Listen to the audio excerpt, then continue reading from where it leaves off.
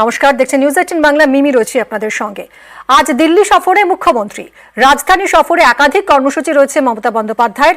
আজই তৃণমূলের সংসদীয় দলের বৈঠক। 24-এর ভোটে বাংলায় ঘাসফুল ঝড়ের পর 26-এ চোখ রেখেই লড়াইয়ের সুর বাঁধবেন নেত্রী। শনিবার নীতি আয়োগের বৈঠকে যোগ দেবেন মমতা বন্দ্যোপাধ্যায়। ইন্ডিয়া শরিকদের সঙ্গেও বৈঠকের সম্ভাবনা তৃণমূল সুপ্রিমোর। কথা বলবো সোমরাজ আমাদের প্রতিনিধির সঙ্গে। সোমরাজ, আজ কখন যাচ্ছেন মুখ্যমন্ত্রী?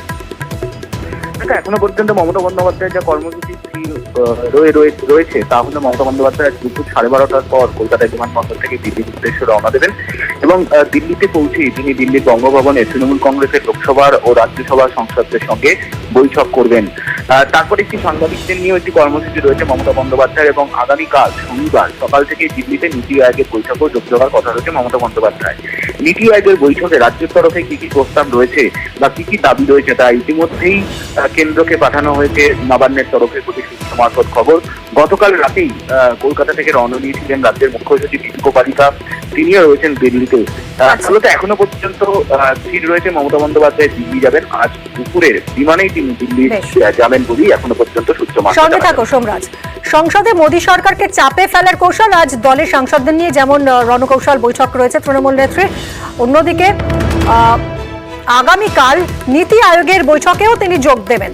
নীতি আয়োগের বৈঠকে কি কি দাবি তুলতে পারেন মুখ্যমন্ত্রী মমতা বন্দ্যোপাধ্যায়? সোমরাজের থেকে জানবো। সোমরাজ, দেখো, যেটা এখনো পর্যন্ত সূত্র মারফত জানা যাচ্ছে, প্রথমত গঙ্গা ভাঙন নিয়ে বিশেষ আর্থিক প্যাকেজের দাবি রাখা হবে নবান্নের তরফে। বিশেষত মালদা এবং মুর্শিদাবাদের একাধিক জায়গায় গঙ্গার ভাঙন ভয়ঙ্কর রূপ দিচ্ছে। সেক্ষেত্রে গঙ্গা ভাঙন রোধে বিশেষ স্থায়ী পরিকল্পনা এবং তার জন্য বিশেষ আর্থিক প্যাকেজের দাবি তুলে হতে পারে। দ্বিতীয়ত, বিভিন্ন সময় প্রাকৃতিক বিপর্যয়ের দরুন সুন্দরবন সহ উপকূলবর্তী অঞ্চলগুলিতে বাঁধ নির্মাণের জন্য স্থায়ী পরিকল্পনা এবং তার জন্য বিশেষ আর্থিক প্যাকেজের দাবি রাখা হতে পারে। ঘাটাল মাস্টার প্ল্যান নিয়েও কেন্দ্রের কাছে ফের অর্থের দাবি করা হতে পারে। বিশেষত এখনো পর্যন্ত কেন্দ্রীয় সরকারের কাছে তথা নীতি আয়োগের কাছেও কি কি পরিকল্পনা পেশ করা হয়েছিল ঘাটাল মাস্টার প্ল্যান নিয়ে তাও পেশ করা হবে। চতুর্থত, ফারাক্কা ব্যারেজ এবং বিবিসির যে একাধিক জলাধার রয়েছে সেগুলিতে বারবারই ড্রেজিং এর দাবি উঠেছিল, কারণ প্রচুর পলি জমে রয়েছে এবং সেক্ষেত্রে ঝাড়খণ্ড থেকেও জল ছাড়ে বৃষ্টি হলে এবং তার দরুন রাজ্যে বন্যা হয়। সেক্ষেত্রে এর জন্য একটি নির্দিষ্ট পরিকল্পনার দাবি তোলা হতে পারে নবান্নের তরফে। এছাড়াও বিভিন্ন সময় যে কেন্দ্রীয় বঞ্চনা ইস্যু, বিশেষত 100 দিনের গ্রামীণ প্রকল্পে টাকা দেওয়া বন্ধ করে দিয়েছে কেন্দ্র। প্রধানমন্ত্রী গ্রামীণ আবাস যোজনার টাকা দেওয়া বন্ধ করা হয়েছে। এক্ষেত্রে তুমি জানো যে লোকসভা ভোটের আগেই প্রধানমন্ত্রীর সঙ্গে মুখ্যমন্ত্রী বৈঠক করেছিলেন। তা নিয়েও, অর্থাৎ তারপরে সচিব পর্যায়ের বৈঠকের পরেও কেন কেন্দ্র টাকা দিল না তা নিয়েও সরব হতে পারে রাজ্য এবং ইতিমধ্যেই সেই প্রস্তাব এবং এখনো পর্যন্ত বৈঠকে আলোচিত হয়েছে তাও গোটা বিষয়টি নীতি আয়োগের কাছে নবান্নের তরফে পাঠানো হয়েছে বলেই সূত্রের খবর। এছাড়াও রাজ্যের আপত্তি খারিজ করি যে সম্প্রতি তুমি জানো যে ভারত বাংলাদেশ গঙ্গা জলবন্টন চুক্তি নিয়ে যে আলোচনা হয়েছে তা নিয়েও সরব হয়েছে নবান্ন। পাশাপাশি তিস্তা জলবন্টন চুক্তি হলে পশ্চিমবঙ্গের কি ক্ষতি হতে পারে তা নিয়েও তুলে ধরা হবে নীতি আয়োগের বৈঠকে রাজ্যের তরফে। এছাড়াও যেটা সূত্র মারফত জানা যাচ্ছে যে ন্যায় সংহিতা নিয়ে রাজ্যের আপত্তির কথা, তার সঙ্গে মেডিকেলের প্রবেশিকা পরীক্ষা রাজ্যগুলির হাতে ফিরিয়ে দেওয়া, একাধিক দাবি নিয়েই নীতি আয়োগের বৈঠকে রাজ্য জানাবে বলেই সূত্র মারফত জানা যাচ্ছে। ধন্যবাদ সোমরাজ। ধর্মের ভিত্তিতে রাজ্যভাগ, সুকান্ত মজুমদারের পর সংসদে এবার বিস্ফোরক। বিজেপি সাংসদ নিশিকান্ত দুবে মুর্শিদাবাদ এবং মালদাকে আলাদা করার দাবি জানিয়েছেন তিনি। বিহারের 3 জেলার সঙ্গে জুড়ে ইউটি করার দাবি। হিন্দুদের সংকট দূর করতে বিস্ফোরক দাবি সাংসদের। ঝাড়খণ্ডের গোড্ডার বিজেপি সাংসদের দাবিতে নয়া বিতর্ক। बंगाल से वहां के लोग मालदा और मुर्शिदाबाद से आकर हमारे लोगों को भगा रहे हैं और हिंदुओं का गांव खाली हो रहा है। स्पीकर महोदय, आग्रह है, किशनगंज, अररिया, कटिहार, मालदा, मुर्शिदाबाद और पूरा संथालपना है, इसको यूनियन टेरिटरी बनाइए, नहीं तो हिंदू खाली हो जाएंगे। एनआरसी लागू करिए। जो ये लॉ कमीशन की रिपोर्ट है 235 2010 की, उसको लागू करिए कि धर्मांतरण और शादी के लिए परमिशन जरूरी है। বিজেপি সাংসদের বক্তব্যে আপত্তি পদ্মের সংখ্যালঘু মোর্চার। ভারতীয় জনতা পার্টি বিভাজনের রাজনীতিতে বিশ্বাস করে না। আমরা বিশ্বাস করি politics of development. Doctor Shyamaprasad Mukherjee, NC Chatterjee, historian Rameshchandra Majumdar, Meghnath Saha, তাদের আন্দোলনের ফসল হচ্ছে আজকের পশ্চিমবঙ্গ। অতএব কোনো অবস্থাতে আমরা চাইবো না যে পশ্চিমবঙ্গের বিভাজন।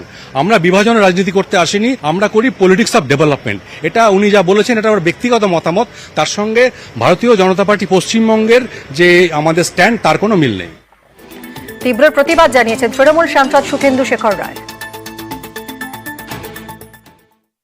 হঠাৎ শকুনের নজর বাংলার উপর পড়লো কেন? এই কারণে যে বাংলার মানুষ 2011 সালে মমতা ব্যানার্জিকে টিকিট হটিয়ে ক্ষমতায় নিয়ে আসার পর থেকে প্রত্যেকটা লোকসভা, বিধানসভা, পঞ্চায়েত, পুরসভা নির্বাচনে ওদেরকে হারিয়েছে। আমরা কি বলবো যে বিহার তো আগে আমাদের সঙ্গে ছিল, উড়িষ্যা আমাদের সঙ্গে ছিল, ওই রাজ্যগুলো আমাদেরকে ফিরিয়ে দাও, এই কথা কি আমরা বলবো? আমরা কখনোই বলবো। যারা এইসব দাবি তুলছে তারা নিজের রাজ্যের দিকে তাকিয়ে দেখুন। ভারতবর্ষের 40টি নতুন রাজ্যের দাবি আছে। দাবি তুললে হলো নাকি? এটি মামার বাড়ি আপনার? বাংলার মানুষ মমতা ব্যানার্জির নেতৃত্বে বাংলা বিভাজনের যে কোনো চক্রান্তকে, ষড়যন্ত্রকে বুক দিয়ে রুখবে, রক্ত দিয়ে রুখবে। কার্গিল বিজয় দিবসে রজত জয়ন্তী উদযাপন। আজ কার্গিলে ওয়ার মেমোরিয়ালে প্রধানমন্ত্রী নরেন্দ্র মোদী।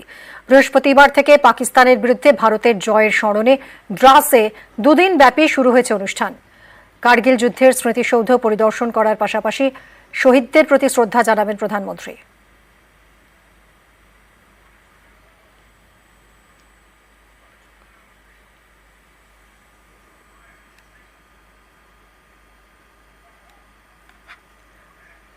और ये तस्वीरें कारगिल युद्ध स्मारक द्रास से, जहां पे प्रधान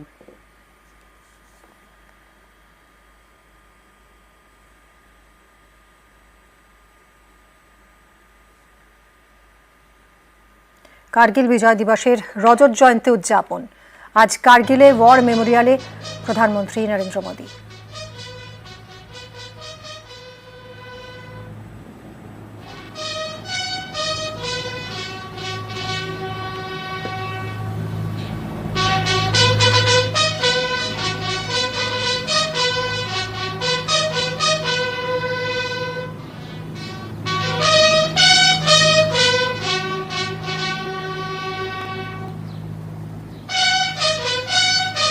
কার্গিল মিউজিয়াম ঘুরে দেখেন প্রধানমন্ত্রী নরেন্দ্র মোদী।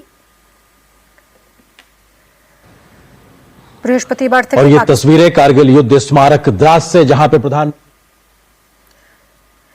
বৃহস্পতিবার থেকেই পাকিস্তানের বিরুদ্ধে ভারতের জয়ের স্মরণে দ্রাসে দুদিন ব্যাপী শুরু হয়েছে অনুষ্ঠান।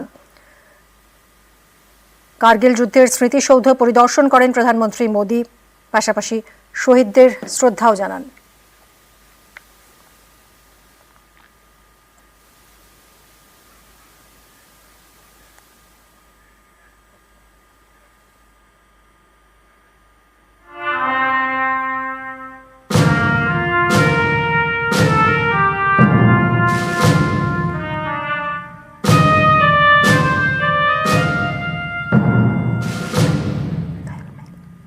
কিভাবে পাকিস্তানের হাত থেকে ভারত দখল নিয়েছিল সেই ছবি। টাইগার হিল 16,700 ফিট উঁচু,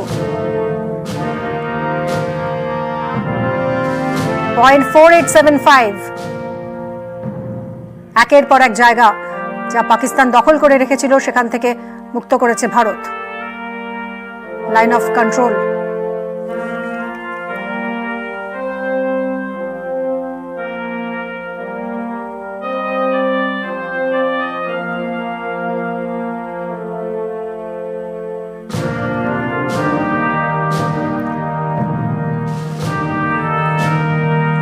ক্যাপ্টেন বাত্রা, যিনি নিজের প্রাণ দিয়ে এই পিক রক্ষা করেছিলেন।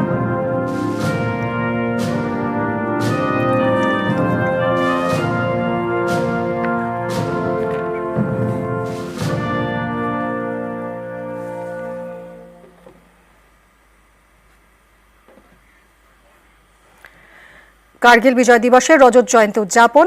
আজ কার্গিলে ওয়ার মেমোরিয়ালে প্রধানমন্ত্রী নরেন্দ্র মোদী।